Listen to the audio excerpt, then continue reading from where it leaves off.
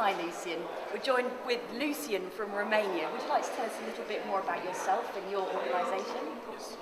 I'm coming from Junior Achievement Romania. We are part of the Junior Achievement worldwide family of education organizations. And we work in Romania with the Ministry of Education and through schools and in schools to provide entrepreneurship education, financial education, economics education, and career education for work readiness education, basically for students. With entrepreneurship education being the most important part of traditional. So you're giving them the skills and the knowledge to go out and build successful businesses. I think we're doing a much more interesting thing.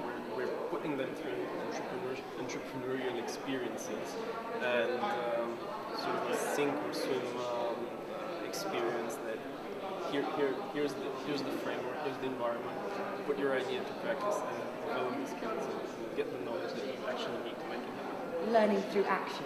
Yeah, we call it learning by doing. Learning by doing, perfect. And what are the biggest challenges that you're seeing some of these startups actually facing?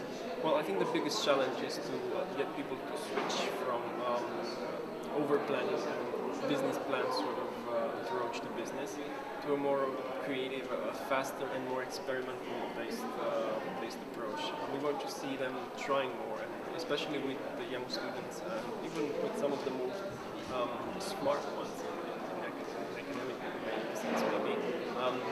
They're very reluctant to cross the distance between having a good idea and taking a chance to actually work very basically, very simply on talking to potential customers or getting to suppliers or possible distributors or actually building a prototype. These are things that for them present something totally new as an approach. They're used to thinking the business from one end to the other and trying to put it in practice, and if it fails then the plan was not going to get what we need to do is switch them from this approach to something that is based on here's the basic idea, here are the basic assumptions, let's see what can actually work by being simple and cost-effective steps. Testing on a small scale. Minimize risks rather than gathering all the forces and aligning all the planets for something that isn't really testable. So they start to gain their own experience for themselves, having put it into practice, even if it was on a small scale. Yes, exactly. It just makes it easier for them to upscale it. What we want them to learn is a process for getting from a basic idea, something that just popped up in their head, through a process of what, or more better, a better way to put it was, here's the idea, what are the habits, steps, and behaviors that will get you to turning that idea into a real market opportunity? And do you think it is this fear of failure that actually stops people trying in the first place? I don't think, I think fear of failure plays a big part, but I wouldn't say it's a fear of failure. I think it's more of wrong understanding of what launching a business actually is.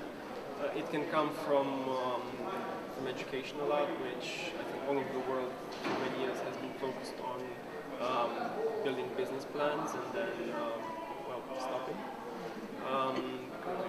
The business plan is the main evaluation tool. There are bars and the whole semester builds up, it culminates with a business plan and then it stops. And I think that educationally that isn't a very good legacy to leave to a student that graduates from a university course or just out of high school. I think that this spirit of action and this spirit of testing and experimenting is something that is missing more because of education rather than failure. Okay, so it's more, if we're planning to climb Everest, which what building a business might seem, there's no point just having the map and the plan in front of you. You've actually got to put your walking boots on and start putting one foot in front of the other to reach the top of the mountain. Like anyone who has ever climbed Everest can say, Everest is not the first mountain they climbed. So you have to try a few hills, smaller mountains. That's very true. You should try to climb anything that you can climb. It's a good experience. It strengthens the knowledge, the attitude, especially the attitude, values and skills, and it gets the would-be entrepreneur prepared for that one good idea that will actually take root after 3 or 4 attempts and experiences and trials. Well, you're talking about a business plan sort of evolving over a semester. We tomorrow are going to be using this global brainstorm technique to create business plans, although we're calling them business forecasts, because a plan ends up being what you would like to see happen. A forecast is much more what's likely to occur.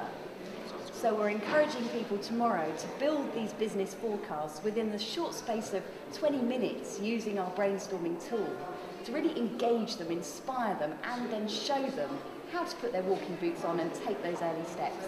So I hope your audience will join us, and thank you very much for sharing your story with us. Thank you as well.